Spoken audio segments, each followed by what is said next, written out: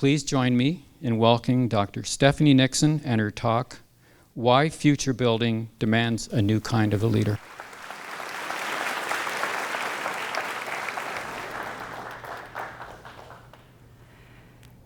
This is a leadership story. Back in the 2000s, I was a new researcher at the University of Toronto conducting HIV studies around the world. I want to tell you about one project in particular in Lusaka, Zambia. We'd hired 10 Zambian folks as research assistants. I was the leader of this team, and I wanted to be a good one. I remember this one meeting. We were sitting outside. I was introducing the study. I wanted to build trust and connection.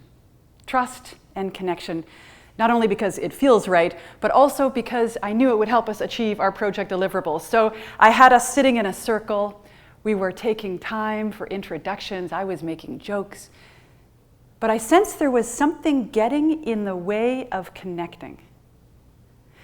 Clearly, we were different people. We had different cultures, which was the point. They had context expertise that was crucial for the study. We looked different.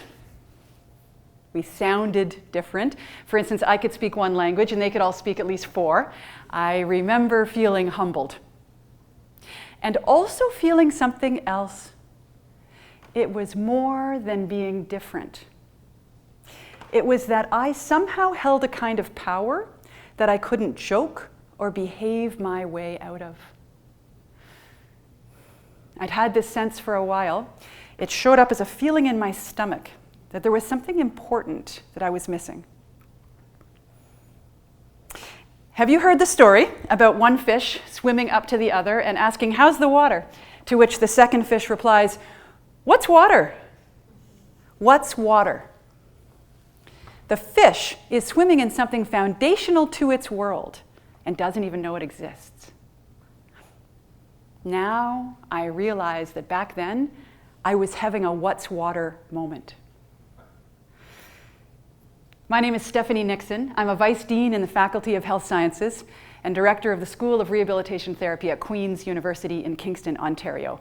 Back then, I was swimming in something that I didn't understand and couldn't name. I became focused on the question, what is this water? And how is it interfering with the kind of leader I want to be? This is the story I want to tell you today. And here's how it's going to go. We will travel across continents and through time. I will introduce multiple metaphors, and I will mix them.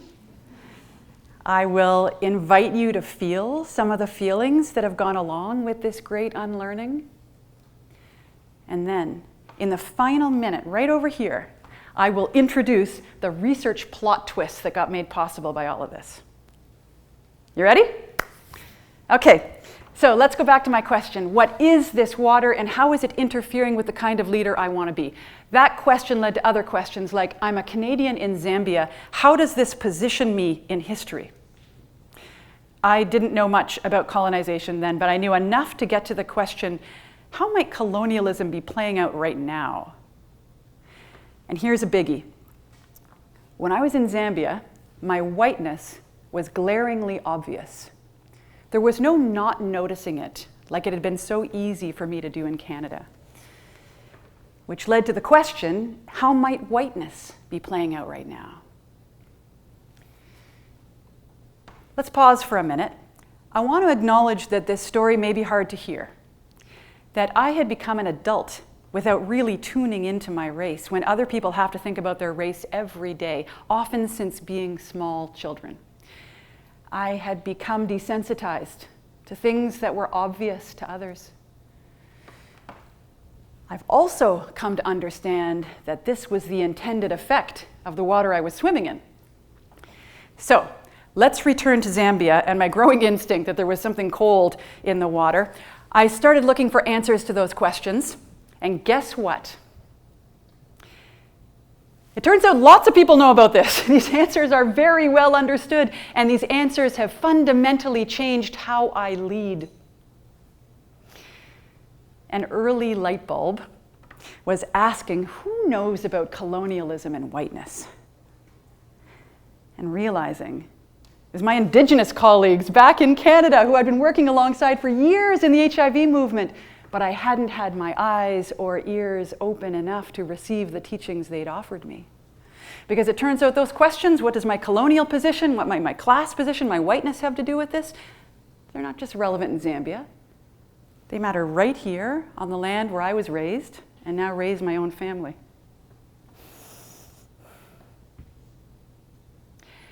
First Nations and Métis colleagues pointed me to Indigenous teachings to bring me along. I reconnected with Black change makers who pointed me to the deep archive of wisdom on these questions, especially from Black feminists like Bell Hooks.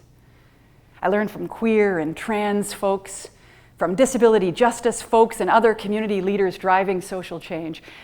These wisdoms were decades and sometimes centuries old, and they all shared the same core message about power and my place in it. I felt like I'd been asleep at the wheel. I felt embarrassed and ashamed because I've been working in social justice for years, so how did I miss this? But alongside those feelings were ones of starting to feel more connected. And the biggest surprise, a growing sense of possibilities for action. Because the more I came to understand these forces, the more I figured out my work to do in addressing them. So, what are these forces and how do they work? Okay, so when I asked, what's the water I'm swimming in? What's the water?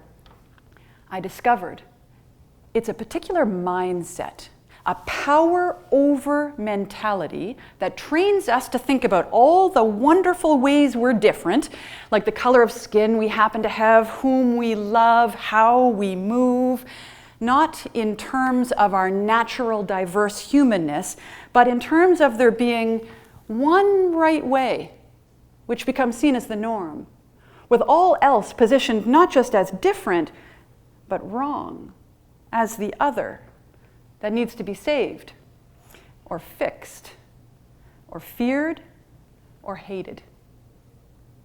That power over mindset, that's the water. That's the water. Now that's complex, but there's a second metaphor that helped me get my head around this, and it's a coin. It's the shape of a coin that's laying flat, and we're looking at it from the side. The coin metaphor has three parts, the top and the bottom, and then stepping back a bit, the coin itself. So in this metaphor, the top of the coin, that's the social identity that's come to be seen as the right one or the norm. And the bottom is all of the other identities that are different and positioned as wrong. Of course, there's nothing inherently wrong about any of our social identities. In fact, other worldviews see our differences as good news, as strengths to benefit all of us. It's just the power over mindset that has squeezed our social identities into this unhelpful, narrow frame. I don't want to think like that, but I discovered I do. Like my field of global health, which is largely based on saving people in developing countries, or my field of rehabilitation, much of which is dedicated to fixing people with disabilities. So how did that happen? And that's where I realized I need to step back and see the big coin itself. So if the top and bottom of the coin are our social identities, like being white or black, like being straight or queer, like being able-bodied or disabled, then I realized it's the coin itself that's causing this mindset. The coin represents the system of oppression. The system of oppression that normalizes the idea that there's one right way to be. Like racism. Like cis heterosexism. Like ableism. And then I learned that there's one coin at the heart of all of this. It's the coin of colonialism. That's where the power over mindset comes from. In fact, some call it the colonial mind. And then we can think of other systems of oppression like sexism, like ageism, like anti-Semitism, like Islamophobia, like that big coin of racism, and more specific coins like anti-Black racism, anti-Palestinian racism, anti-Asian racism, and on these coins go. I came to learn that all of these coins are historic. None of us created these systems of oppression, but every one of us inherited them and their effects. We often don't know it, and that's by design. It's meant to be just the water we're swimming in. Because these coins are structural, and that means that they started as ideas, but over time became baked into the fabric of society and day-to-day life, including my fields of health research, healthcare, health professions education, leadership. But some good news. I discovered these coins are human-made, and that means they can be human unmade. That's our work to do, especially as leaders. But how? Right? How? How do we do that? The how depends on where each of us finds ourselves in this story. Because I came to learn that we find ourselves on the top or bottom of each coin, but it doesn't have to do with our behavior or our goodness or our badness. We find ourselves there because of how we're structured in history in relation to that particular inequity. I didn't ask for it, top or bottom, but there I am. And it matters, especially for my leadership. So let's play this out, okay? Let's play this out. When I'm on the top of a coin, I am aligned with the original architects of that particular system of oppression. I didn't create this system of oppression, but I do receive unfair advantage from it. The top of the coin is called privilege. Privilege. For instance, I am white, so I find myself on the top of the coin of racism. I'm also a settler in Canada, so that means that I find myself on the top of the coin of colonialism. I am a white settler. Does that mean that I'm a bad person? No! The top of the coin is not about our goodness or our badness. It's where we find ourselves structured in history in relation to these unjust structures. However, my actions that reproduce and uphold these oppressive systems, even if unintended, are deeply harmful. And I need to stop doing that.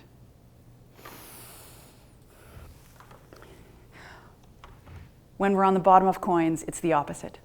We receive unfair disadvantage. For instance, I'm a woman, so I happen to find myself on the bottom of the coin of sexism. Yeah? And here's the thing. When we're on the top of coins, we're meant to be oblivious, completely unaware of all of the unfair advantage that comes from that position. Because we've been conditioned to participate in an elaborate forgetting, an erasure of the history that brought us to this place.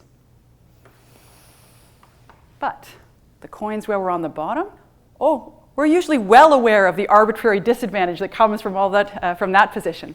And that's why it's folks on the bottom of coins who typically have expertise about these particular systems of oppression that folks in positions of privilege don't. So folks on the bottom of coins are not victims in need of pity or saving. Think of virtually every struggle against these systems that's bettered society. They've been led by folks on the bottom of the coin, and they still are.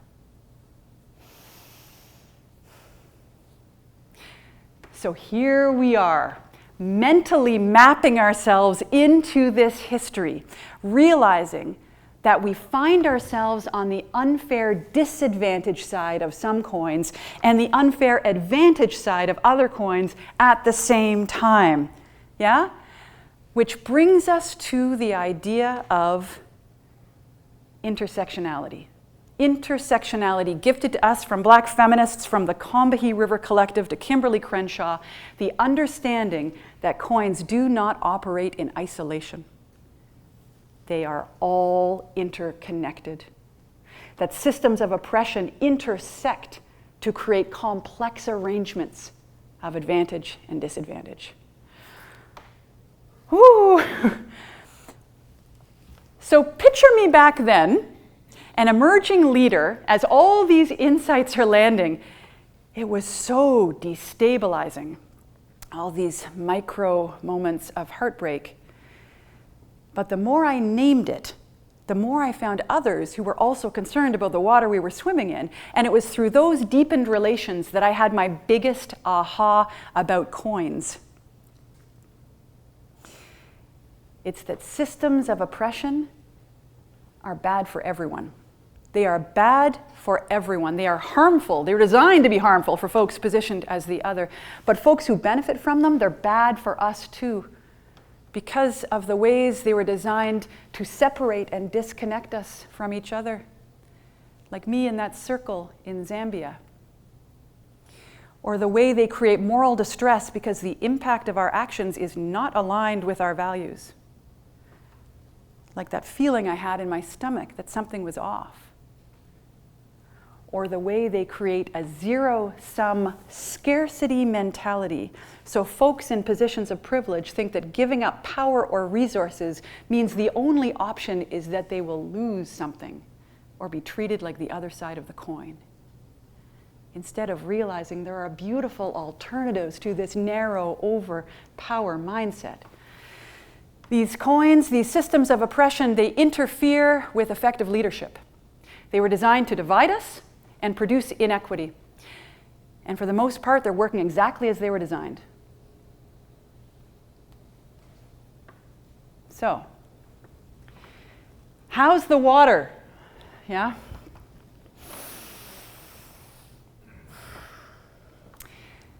So what does all of this have to do with me being an effective leader? Let me share two openings that have become clear. The first is a shift in how I understand my work to do. I always thought that as someone on the top of many coins who wants to advance equity, my role was to help folks on the other side. But that logic no longer holds once we tune into coins.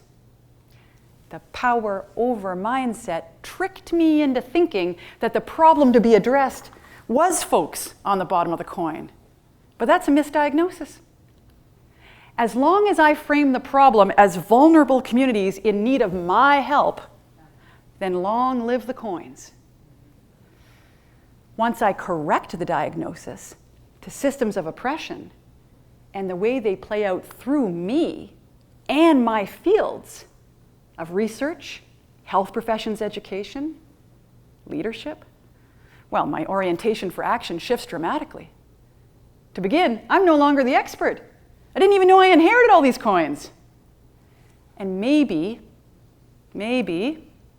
it's not folks on the bottom who need my help. Maybe it's me who needs their help in understanding how these oppressive systems play out through me and my fields. Processing that wave of guilt,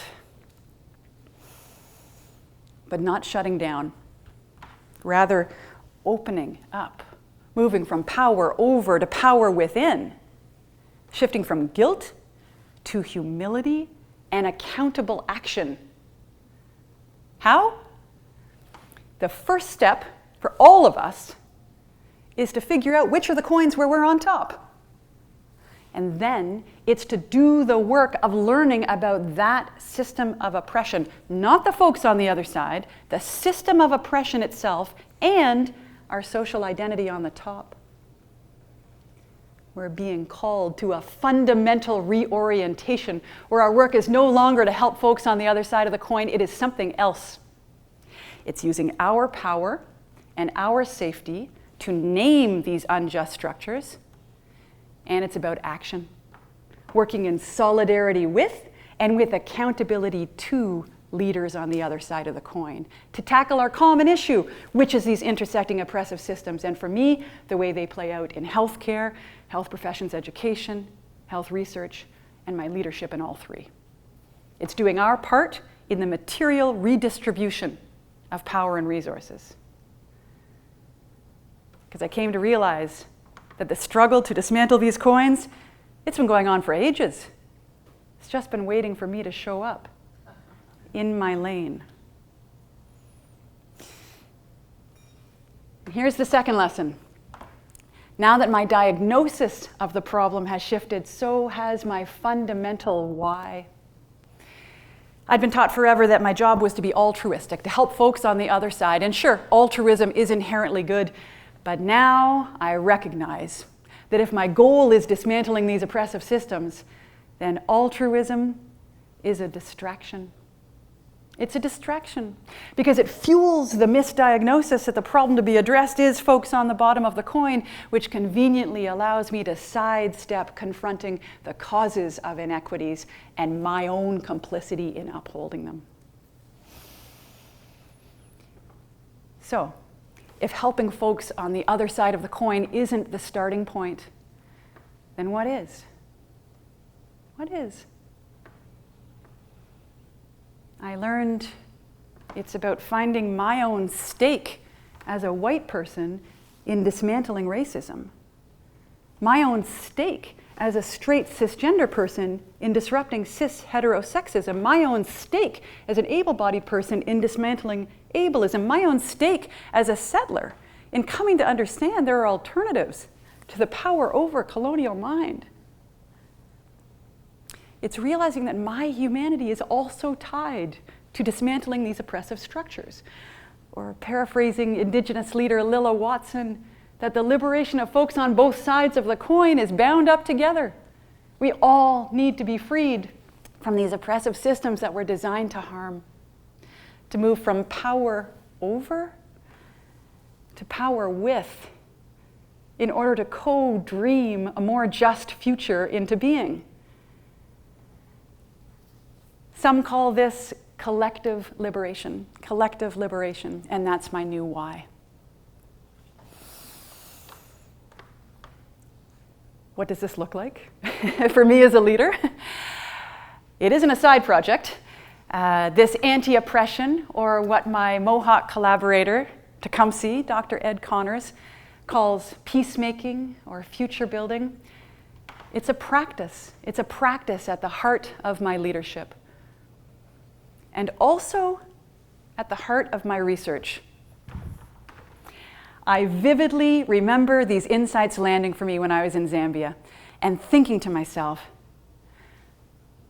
what are you doing here? Go home. Go home and do the work that's yours to do. And so I did. It took time to turn the ship of my research program, but I don't research people on the bottom of coins anymore. They're not a problem to be studied. Now I research coins, and especially how we can all uproot intersecting oppressive systems within healthcare, within health professions education, within health research itself, within rehabilitation, global health, and leadership. Back in Zambia, I wanted to be a good leader. And now I better understand that this means embracing a power with approach. There's not one right way to do this. I try to be tuned into coins. I practice power shifting often. I've nurtured accountability relationships throughout my workplace and the community with folks, leaders on the bottom of those coins to help guide me. This work is clarifying and energizing and often fraught and wonderful and regularly uncomfortable and exactly my work to do as a leader. Most of all, I've come to learn that it requires imagination. Imagination. And I take inspiration from author Adrienne Marie Brown and others who remind us this world of coins we have now, it was imagined into being. What might it look like to imagine a different future into reality? I'll close with the question that I keep front of mind as a portal to being a more effective leader. How's the water?